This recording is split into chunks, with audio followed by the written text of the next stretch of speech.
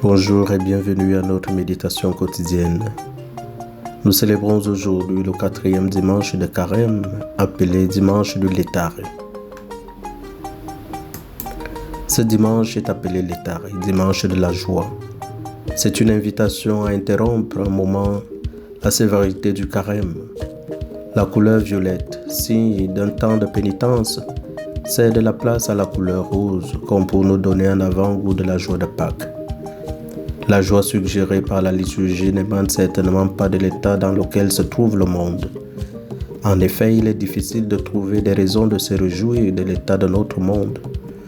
Pourtant, la liturgie nous exhorte à nous réjouir.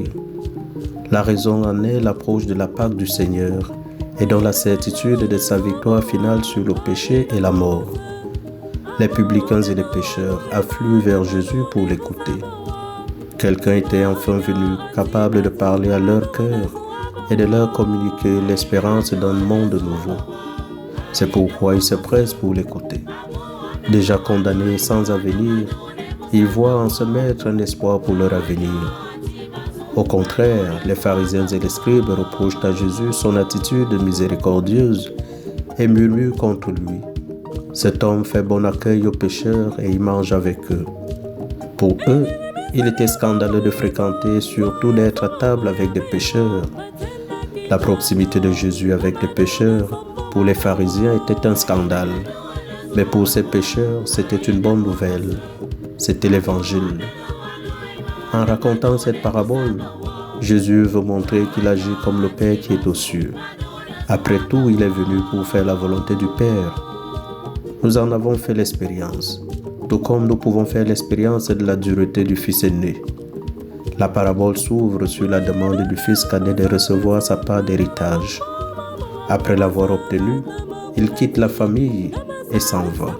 Sa vie, d'abord pleine de satisfaction, est ensuite touchée par la violence de la famine et l'abandon de ses amis. Il se retrouve seul.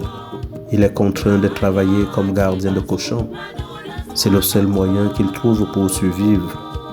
Il se rend compte que les pauvres sont mieux lotis que lui. Il aurait bien voulu se remplir le ventre avec les gousses que mangeaient les porcs, mais personne ne lui donnait rien, constate tristement l'évangéliste. La vie du fils cadet est brisée, et il lui est amer de se souvenir des jours qu'il a vécus dans la maison de son père. Mais c'est précisément l'abaissement dans lequel il est tombé qui le fait réfléchir. Pour lui, le temps du retour est arrivé. Il en est de même pour nous. Dieu attend, presque impatient. Lorsque le Fils est encore loin, le Père, saisi de compassion, courut se jeter à son cou et le couvrit de baisers. Il ne sait pas encore pourquoi le Fils revient, ni ce qu'il va lui dire, mais cela n'est pas important. Ce qui compte, c'est que le Fils revienne. Il sort à sa rencontre. Il sort pour sauver son fils perdu, comme le souligne le pape François. Dès qu'il est près de lui, il ne lui permet pas de dire quoi que ce soit et se jette à son cou.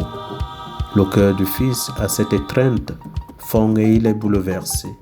Il prononce quelques mots que le père semble presque ne pas entendre, soucieux plutôt de lui faire porter des vêtements neufs, des chaussures aux pieds et une bague aux doigts, et de préparer immédiatement un grand festin.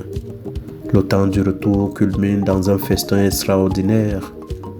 Comprenant ce qui se passait, le fils aîné contesta les choix de son père, au point de refuser d'entrer dans la salle de festin. Il vit dans la maison de son père, mais il est loin de son cœur. Il était au contraire rempli de l'orgueil et de ses prétendus mérites. Il restait dehors, seul. Il ne pouvait pas se réjouir pour les autres, pas même pour le frère qui était mort et est revenu à la vie. À la différence du fils aîné, au temps du retour, nous pouvons découvrir la grandeur de la miséricorde et de l'amour de Dieu pour nous, en découvrant aussi la beauté de la fraternité. Avec la parabole de l'enfant prodigue, la communauté chrétienne est invitée à entretenir l'espérance pour ceux qui ont délaissé la maison paternelle. S'il revient un jour, ils partageront la tendresse de Dieu. La joie vient de l'expérience de l'être aimé et de l'acceptation de cet amour divin que personne ne mérite. Mais si notre péché n'est pas une objection à Dieu pour nous pardonner, il ne doit pas l'être pour demander humblement sa miséricorde.